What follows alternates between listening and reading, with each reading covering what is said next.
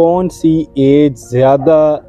Affect होती है drugs से और किस तरीके से बहुत खूबसूरत अंदाज में यूनिवर्सिटी स्टूडेंट्स को, एक एलीट क्लास को, एक अच्छे पढ़ने लिखने वाले बच्चे को और एक अच्छी पढ़ी लिखी क्लास को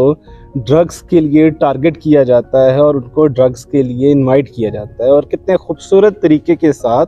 स्टडी का बहाना बना के, फ़न का बहाना करके, फ्री गिफ्ट करने का बहाना रखकर वो चीज़ें उन तक पहुंचाई जाती हैं जो स्टूडेंट की और एक इंसान की और एक इंडिविजुअल की और एक पूरी फैमिली की होल ज़िंदगी बर्बाद करने का सफ़र वहाँ से आगाज़ उस चीज़ का होता है कि आप एक दफ़ा ड्रग्स कर लो सिर्फ फ़न के लिए, सिर्फ ट्राई कर लो इसलिए कि आपने रात को देर तक जागना है, आपने पढ़ना है, आपने स्टडी करनी है, आपको एनर्जी की ज़रूरत है और आपको अपने मूड को स्टेबल रखने की ज़रूरत है। आपके ऊपर जो इम्तिहान का स्ट्रेस है या असाइनमेंट का स्ट्रेस है उसको रिलीज़ आपने करना है, तो ये थोड़ी सी चरस का इस्तेमाल कर लो, आइस का इस्तेमाल कर लो या किसी और दूसरे ड्रग का इस्तेमाल कर लो ताकि आपका मूड मिजाज बेहतर रह सके। तो इस चीज़ के ऊपर हमने नाज़रीन को वो सारे सवालात का जवाबात दिए हैं कि जो सोसाइटी के अंदर इस टाइम मौजूद हैं और यूनिवर्सिटी कॉलेजेस के अंदर ये खूबसूरत तरीके के साथ इस जहर को फैलाया जा रहा है।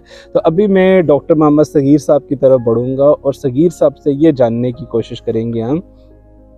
कि एक बच्चा या बच्ची ने ड्रग्स का इस्तेमाल कर लिया, अब जब वो ट्रीटमेंट के लिए आते हैं तो वो मुख्तलिफ़ किस्म के नफसियाती अमराज का भी वो शिकार हुए होते हैं।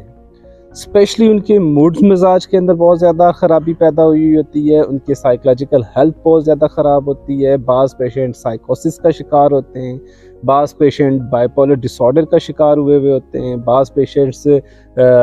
OCD का शिकार होते हैं। सिर्फ एक मसला एडिक्शन का नहीं रहता वहाँ पे, बल्कि उसके साथ जुड़ी हुई मुख्तलिफ नफसियाती अमराज भी साथ लाहक हो चुकी होती हैं।